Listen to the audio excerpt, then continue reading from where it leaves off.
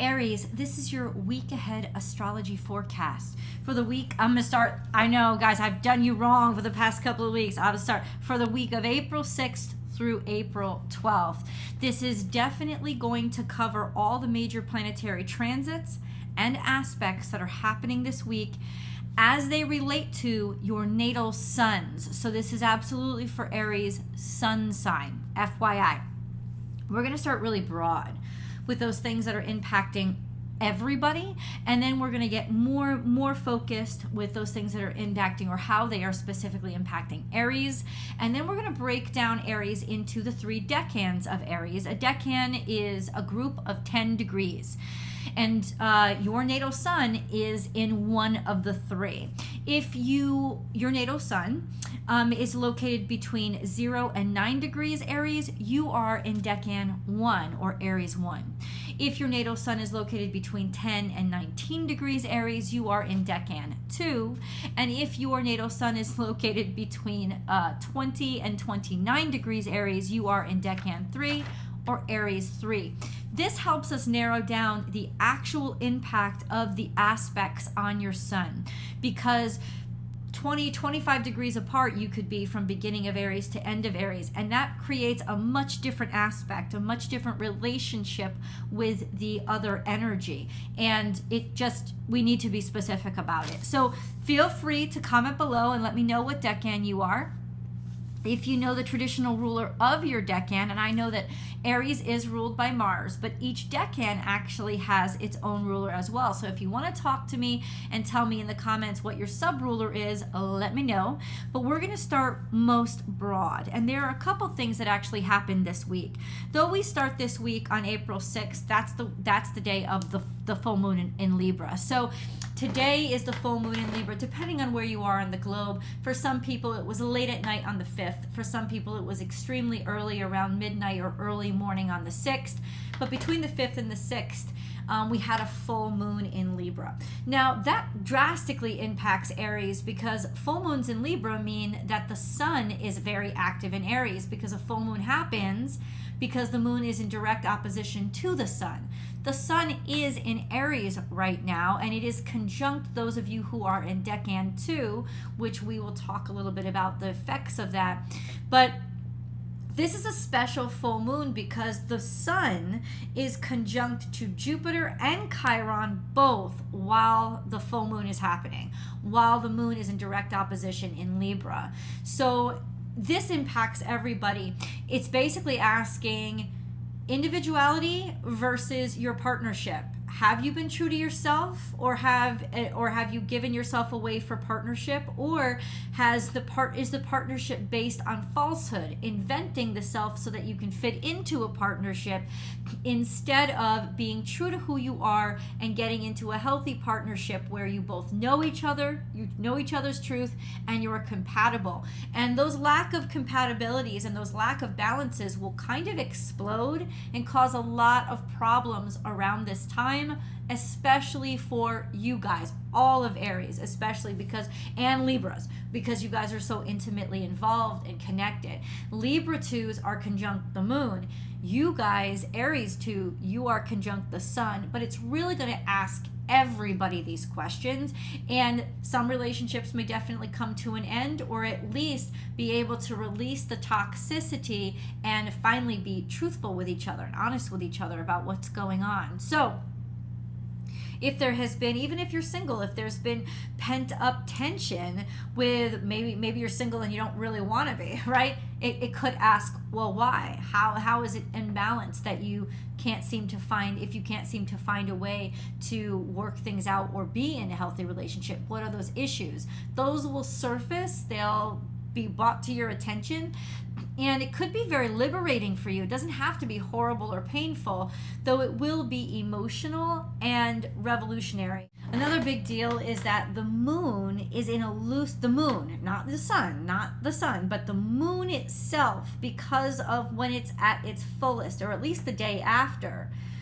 is in a loose square to Pluto, or will square to Pluto before it leaves Libra. And honestly, that's huge, because a full moon is about change. It's about release. It is about getting rid of toxicity and coming to the truth and releasing a tremendous amount of energy. The fact that it's square to Pluto makes that excessive. It makes that extreme, and it makes it permanent. So whatever changes happen now inside of you or to you in relationships, they're done. They're permanent. They are not changing back.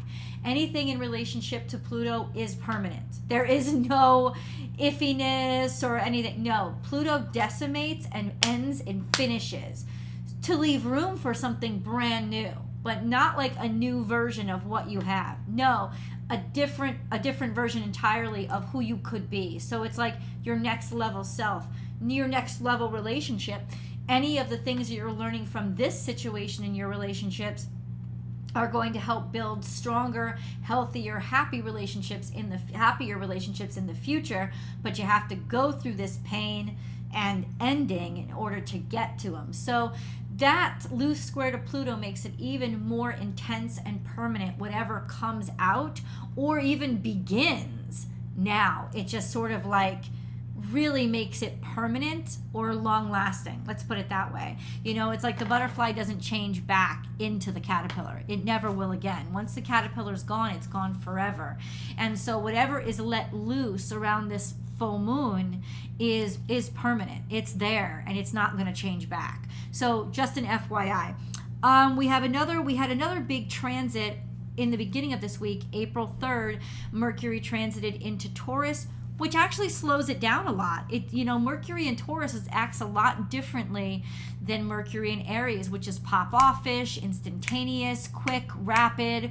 But Taurus is like communications slow down. They're more traditional, they're more respectful, they're more practical. They need actual, tangible, measurable results to be discussed.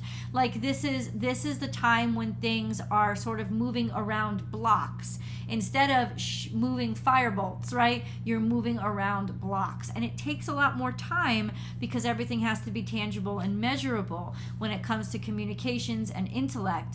Think of it as moving around those blocks. So it's going to slow down communications anyway. And then we have a Mercury retrograde starting at the end of this month on the 21st. And by the end of this week, you will definitely be feeling the shadow effects of that retrograde as Mercury starts to slow down. So that'll slow it down even more. So in terms of communications, in terms of applications, anything you're writing, anything you're getting permission for, any kind of speech, it's slower, it's more practical, it's focused on the tangible and the resources in front of you. It's not about creating something new or thinking something new. It's about maintaining and it's about maintaining what you have. So that's where mindset goes when Mercury is in Taurus, especially toward finances and money. So anything with regards to that, it's just going to go slower and very traditional. It's not going to cut corners until Mercury conjuncts Uranus.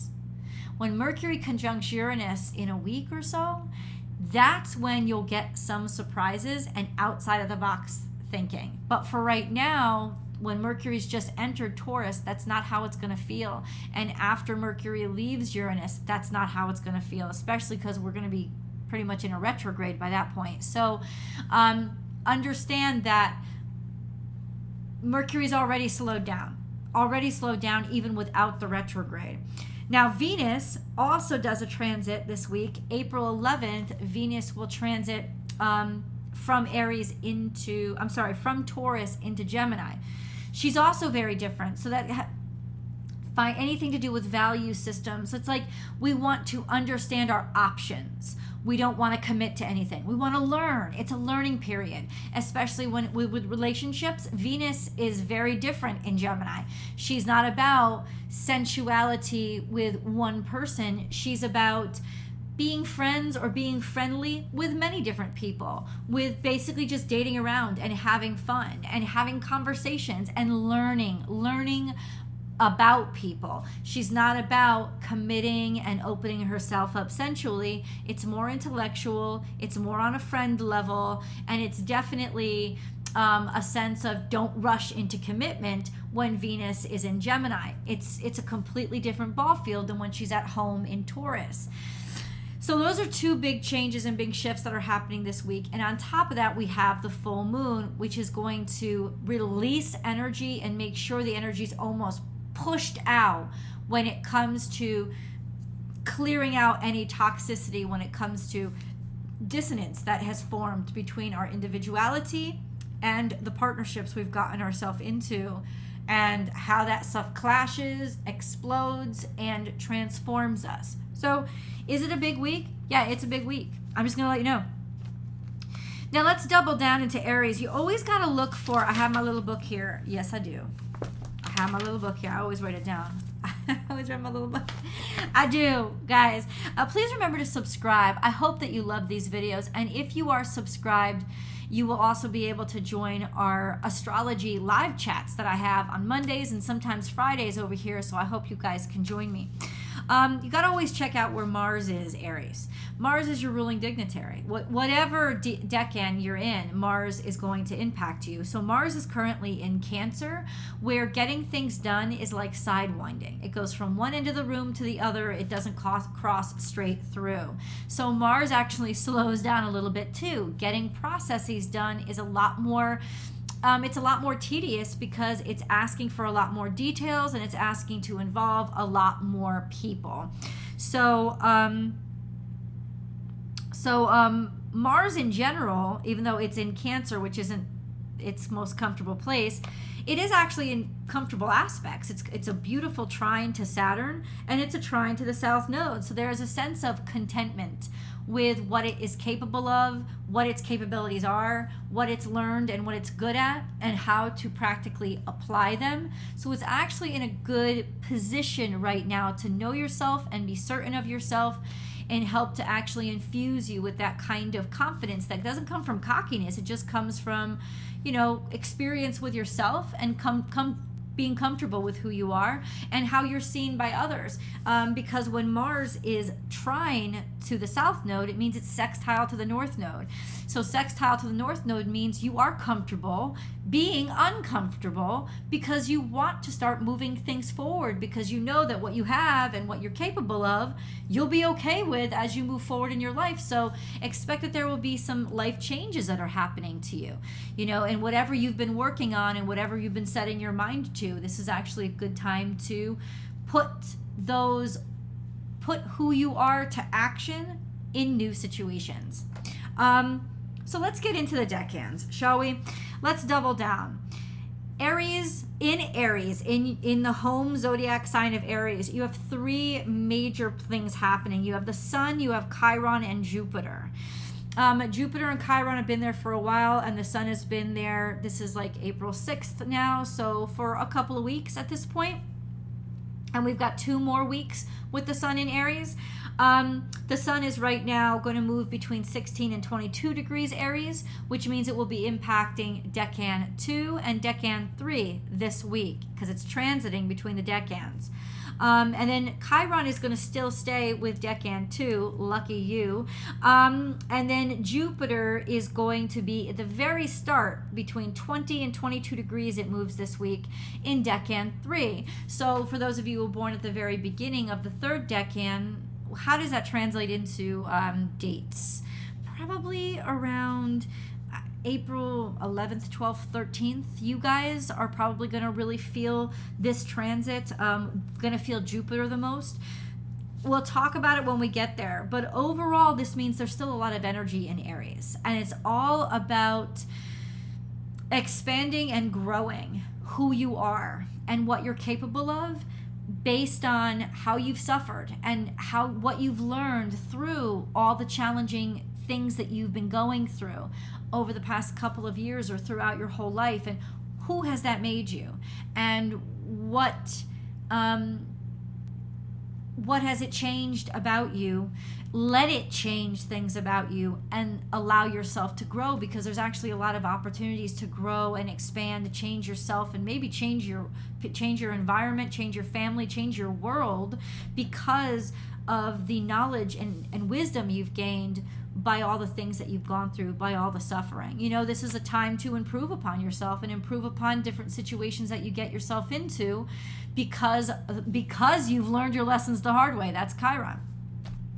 So Aries 1, your natal suns are sextile to Pluto and will be for quite some time. And that's just it. And this means there's changes, permanent changes, but changes that are opportunity and that will change who you are, especially it will change who you are permanently. But you like it. These are opportunities where it's like you want the changes, you're ready for them. And this is going to happen for quite some time. This is a long-term transit. It's not just going to impact you this week. It's going to impact you long-term. So these changes may start now, but they'll keep going and the changes won't make themselves really permanent for another year or so. You also, your natal sun, a sextile to Pluto can also give you a sense of authority, in a sense of gravity and gravitas that you have not had before, which is actually going to be beneficial for you. A sextile to Venus by the end of the week. So by the very end of the week, your Aries 1, you will be sextile to Venus as well, because Venus is moving into Gemini. So she moves into Gemini on the 11th. By the 10th, maybe for some of you the 9th, you'll start feeling these effects. Good stuff with relationships, opportunities with being valued, with being attractive, with looking good. This is a good time to change your hair or do any kind of cosmetic things that you want to your home. It's a great time because you'll be right on it and you'll have good fortune in it. And it's definitely a good time for that stuff. You're looking good. Hopefully you're feeling good. This is a great time for financial opportunities, just value, being valued and people seeing you as valuable. So think of it that way. And then you guys, your natal suns are square to Mars. This could cause some tension and impulsivity. This could also just mean that you want to like jump at things, good or bad, better or worse, but it could be challenging. The challenge of Mars square the sun is you got to control it. You can't let it control you. So it's great to have the extra energy and the extra stamina. The fact that Mars is in Cancer may be making it a little bit easier for you guys because it's not as energetic. It doesn't have as much stamina in Cancer, but that could also cause the tension, this sense of, okay, where's my oomph, right? Where's my go get it? So if your energy is impacted, Aries, it's because Mars is squared to your natal suns. This is just something that you actually, if you acknowledge it and don't try to fight it, but try to learn from it and understand how to grow, the square will actually release a lot of positive energy for you. We have Aries 2s now. Going into Aries 2, you guys are going to feel the full moon the most. Aside from Libra 2s, it's going to be you two, or Cancer and Capricorn, who are square to all this. But I think it's most intense for you guys. The sun is conjunct your natal sun during the full moon, and the full moon itself is in opposition to your natal suns. You'll experience major release in any kind of conflict that is the self versus the relationship or the partnership. So that's really what the theme of this full moon is. Considering your natal suns are also conjunct to Chiron and conjunct to Jupiter through Saturday. But definitely Jupiter is really kind of starting to get into the third decan of Aries. So it's really only those of you who are born at the very end of the second decan, so say maybe the 9th or 10th of April, that are really going to be impacted by Jupiter. But since all this is happening around the full moon, this is a big full moon for you guys. This is a sense of when it's really going to make sense of how you've changed or how you have to change in order to grow beyond what you've been, because you're causing yourself too much pain, or because too much pain has been caused. And now it's like, now I know, now I realize it, and now I can do better once I release all the toxins and emotions involved in all this. After the full moon, your natal sun will still be conjunct the current sun, and it will still be conjunct Chiron all week long. This is all about how am I growing and how do I see myself now after I've learned my lessons and become wiser from the challenges. It's really when all the challenges start to make sense to you and you start to be able to use them in a functional way that will improve your life. Essentially, that's kind of what's happening to you guys now. Aries 3s. So those of you basically born definitely at the cusp of Aries Taurus, but even a little bit before, maybe from the 13th of April to the 21st of April, definitely Aries 3s. Your natal suns are conjunct to Jupiter, so that's actually a real, okay, Jupiter conjunct the sun. I have this in my natal chart, so I know it can give you a real big head.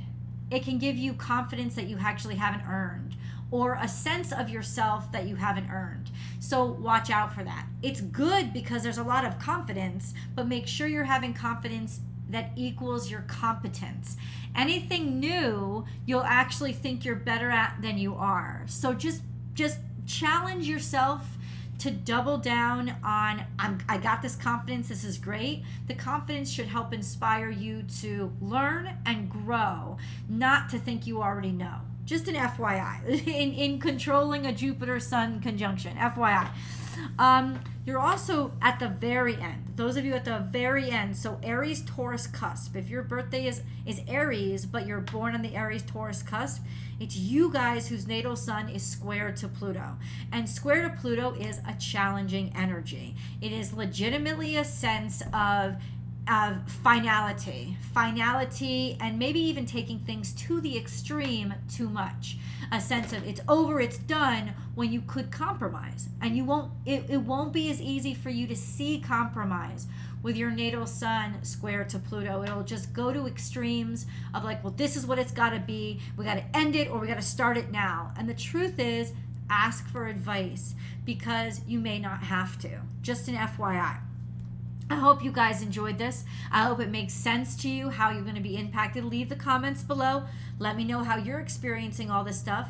And definitely join me over on Born Without Boundaries Tarot for your Aries week ahead tarot card reading. I love you guys so much. Please subscribe to the channel, and I'll talk to you next week. Bye, Aries.